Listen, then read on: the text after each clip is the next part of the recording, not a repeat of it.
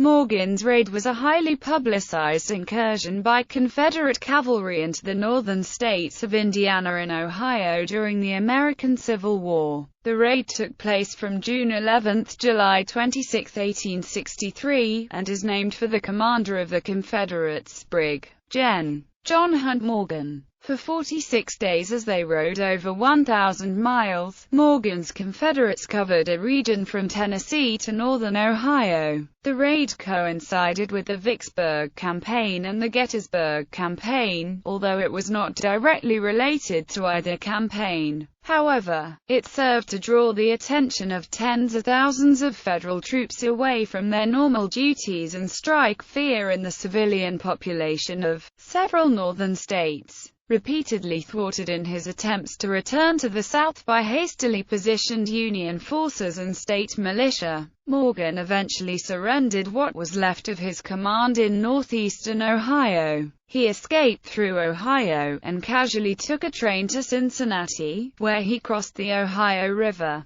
To many Southerners, the daring expedition behind enemy lines became known as the Great Raid of 1863, and was initially hailed in the newspapers. However, along with Gettysburg and Vicksburg, it was another in a string of defeats for the Confederate Army that summer. Some northern newspapers derisively labeled Morgan's expedition as the Calico Raid, in reference to the raiders' propensity for procuring personal goods from local stores and houses. Tennessee and Kentucky. General Morgan and his 2,460 hand-picked Confederate cavalrymen, along with 4 artillery pieces, departed from Sparta, Tennessee, on June 11, 1863, intending to divert the attention of the Union Army of the Ohio from Southern forces in the state and possibly stir up pro-Southern sentiments in the North. Gen. Braxton Bragg, the regional Confederate commander, had intended for Morgan's cavalrymen to provide a distraction by entering Kentucky. Morgan, however, confided to some of his officers that he had long desired to invade Indiana and Ohio to bring the terror of war to the North. Bragg had given him carte blanche to ride throughout Tennessee and Kentucky, but ordered him to under no circumstances cross the Ohio River.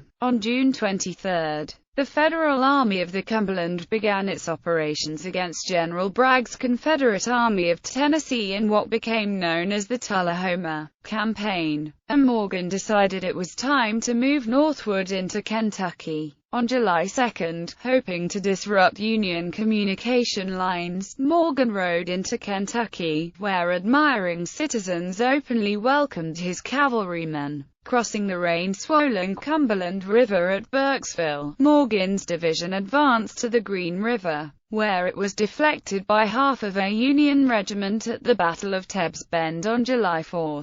Morgan soon surprised and captured the garrison at Lebanon. He trapped 400 men from the 20th Kentucky in the town's railroad depot, but the well-fortified building provided considerable protection. In a sharp 6-hour fight, Federal troops killed Morgan's youngest brother Thomas during the final charge. Morgan finally captured and paroled the Federal troops. A grieving Morgan continued northward towards Louisville, riding through Springfield, Bardstown, and Garnettsville. Along the way, the Confederates endured several more small skirmishes with Federals and Kentucky Home Guard units. Just south of the city, however, he turned his remaining men to the northwest and headed for the Ohio River. At Springfield, Morgan sent a detachment north and east of Louisville, with the intention of confusing Union forces as to where Morgan was really heading. This detachment crossed the Ohio River at 12 Mile Island, but they were captured near New Pekin, Indiana, before they could rejoin Morgan.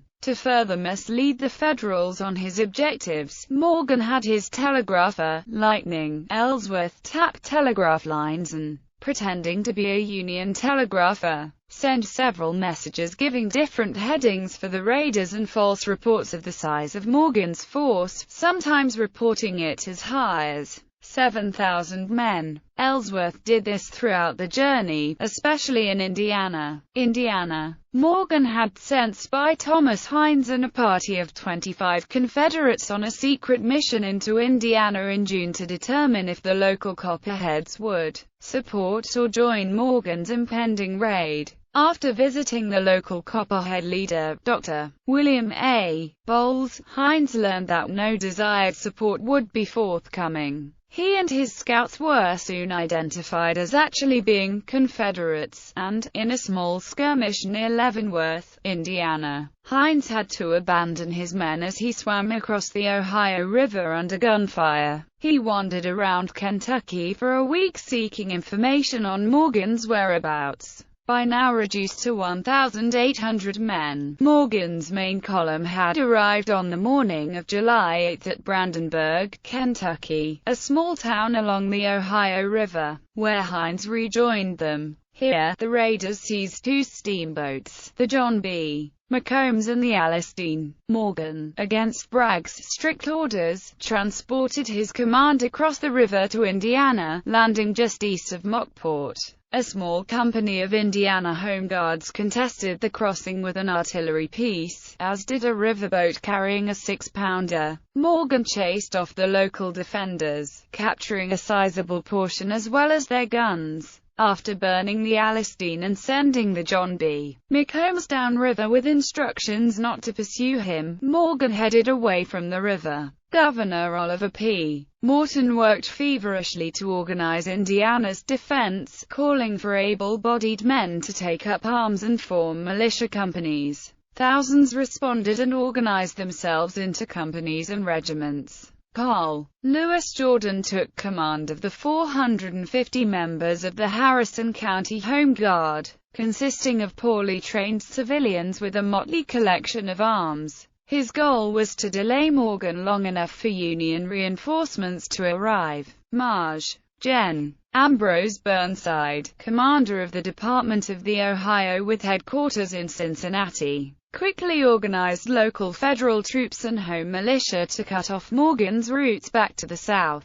Morgan headed northward on Mockport Road, with another brother, Carl Richard Morgan, leading the forward elements. On July 9, 1 mile south of Corydon, Indiana, the county seat of Harrison County, his advance guard encountered Jordan's small force, drawn in a battle line behind a hastily thrown-up barricade of logs. The colonel attacked, and in a short but spirited battle of less than an hour, he simultaneously outflanked both Union wings, completely routing the hapless militia. Accounts vary as to the number of casualties of the Battle of Corydon, but the most reliable evidence suggests that 4 of Jordan's men were killed, 10 to 12 were wounded, and 355 were captured. Morgan counted 11 dead and 40 wounded raiders. Among the dead Federals was the civilian tollkeeper who perished near his tollgate. Raiders killed a Lutheran minister, Reverend Peter Glenn, on his farm, 4 miles from the battlefield, and stole horses from several other farmers. General Morgan led his division into Corydon, where he paroled his demoralized prisoners and ransomed the town for cash and supplies. Morgan's soldiers then traveled east and reached Vienna on July 10, where they burned a railroad bridge in Depot, and tapped a telegraph line. After spending the night in Lexington, they headed to the northeast, terrorizing the small towns along the way, including Vernon, DuPont, New Pekin, Salem, and Versailles. In Versailles, a group of freebooters invaded the local Masonic lodge and lifted the lodge's silver coin jewelry. Morgan, himself a Mason, ordered the jewels returned, punishing the thievery of his own men. On July 11, while crossing Blue River near New Pekin, Confederate Captain William J. Davis and some of his men were captured by 73rd Indiana Infantry and a detachment of the 5th U.S. Regulars. Davis and several other soldiers were taken to New Albany and secured in the county jail. On July 12, Morgan arrived in the town of DuPont, Indiana, where his men burned the town's storehouse and stole 2,000 smoked hams before riding out of town the next day. The hams were eventually discarded as they began to attract flies, leaving a trail of hams along the side of the road for the pursuing Union Army to follow. Morgan then headed for Salem, where he immediately took possession of the town and placed guards over the stores and streets. His cavalrymen burned the large brick depot, along with all the rail cars on the track and the railroad bridges on each side of town. They demanded taxes from area flour and grist mills. After looting stores and taking about $500, they departed in the afternoon. Morgan finally left Indiana at Harrison, closely pursued by Federal cavalry, Ohio and West Virginia. The Confederates entered Ohio on July 13, destroying bridges, railroads, and government stores. Morgan's raid spread terror across southern and central Ohio, and wild rumors persisted as to his destination. Harper's Weekly, a leading northern newspaper, reported the raid of the rebel Morgan into Indiana, which he seems to be pursuing with great boldness, has thoroughly aroused the people of that state and of Ohio to a sense of their danger. On 13th, General Burnside declared martial law in Cincinnati, and in Covington and Newport on the Kentucky side.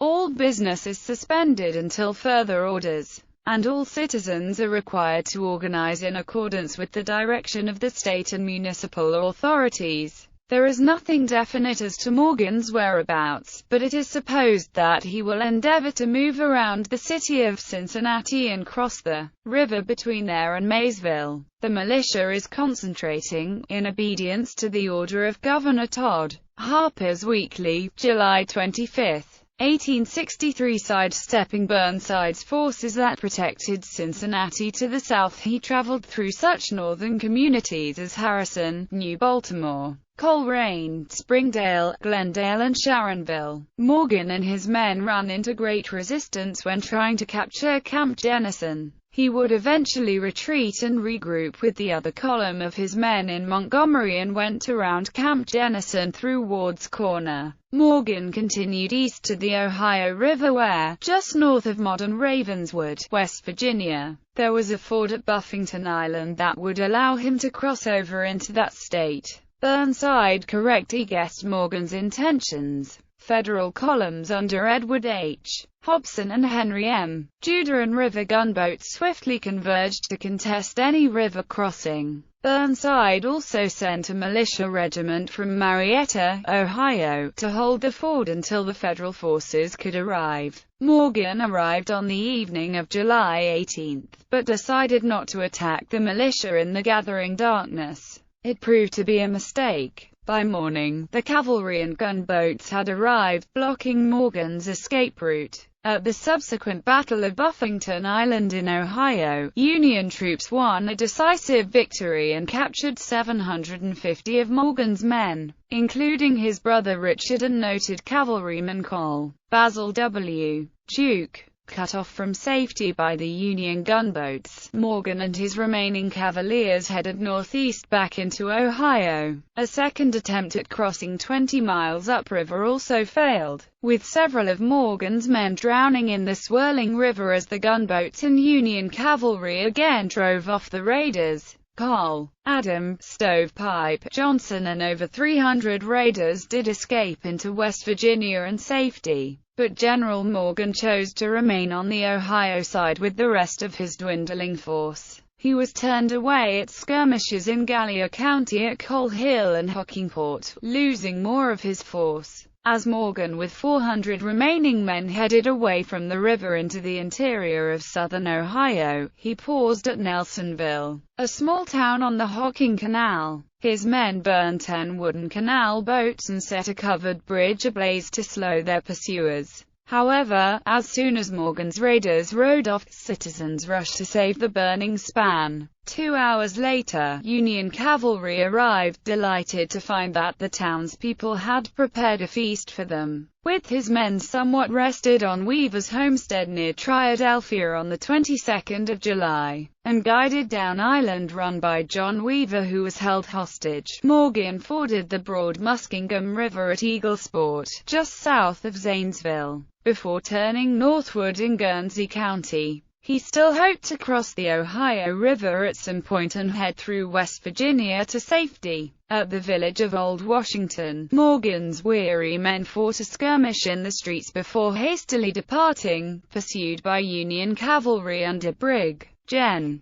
James M. Shackelford. On July 26, Union forces defeated Morgan at the Battle of Salimeville and finally caught him that afternoon near West Point in Columbiana County. They were held in Wellsville, Ohio, then taken to the Ohio Penitentiary in Columbus rather than to a prisoner of war camp, because of reports that captured Union officers had received similar treatment. Many of his enlisted men ended up in the Camp Juggler stockade in Chicago. The general and 6 officers made a daring escape on November 27 by tunneling from an air shaft beneath their cells into the prison yard and scaling the walls. Only 2 of Morgan's men were recaptured, and he and the rest soon returned to the South. Morgan was killed less than a year later in Tennessee by a Union cavalryman after refusing to halt while attempting to escape. Impact. During his daring raid, Morgan and his men captured and paroled about 6,000 Union soldiers and militia, destroyed 34 bridges,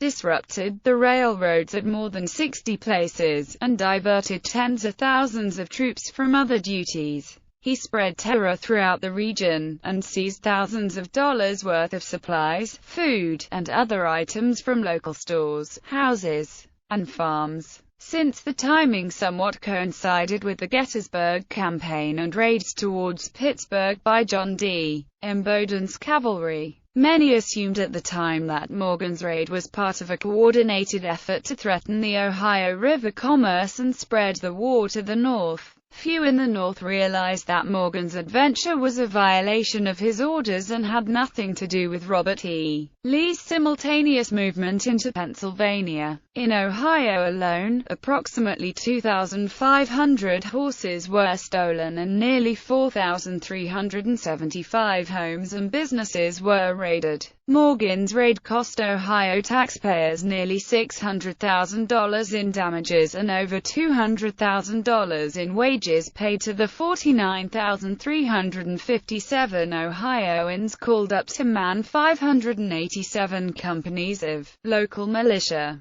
To Morgan's men, the long raid had accomplished much, despite their military defeat and high casualties. Carl Basil Duke later wrote, "The objects of the raid were accomplished. General Bragg's retreat was unmolested by any flanking forces of the enemy, and I think that military men, who will review all the facts, will pronounce that this expedition delayed for weeks the fall of East Tennessee, and prevented the timely reinforcement of Rosecrans by troops that would otherwise have participated in the Battle of Chickamauga." Memorialization. Kentucky and Indiana have well-marked John Hunt Morgan heritage trails that allow tourists to follow the route of Morgan's raid through their states, along with websites and written tour guides. In November 2001, the state of Ohio placed a John Hunt Morgan historical marker on the site of the Ohio State Penitentiary, remembering his imprisonment and daring escape. An equestrian statue of General Morgan was erected and dedicated in 1910 in downtown Lexington, Kentucky. OEO's plans for a similar formal trail finally came to fruition in 2013, when the state erected over 600 directional markers and 56 interpretive signs commemorating the route and the important incidents of the raid. Signage was installed during the spring and summer of 2013. In the months leading up to the 150th anniversary of the Great Raid, on the weekend of July 27–28, 2013, communities in Carroll, Jefferson, and Columbiana County, Ohio, held a driving tour to commemorate the 150th anniversary of the raid, with a Civil War-era church service, the dedication of the Morgan's Raid Heritage Trail tablet to mark the location of the fighting at Sharp's Farm, and events in towns on and near the raid route.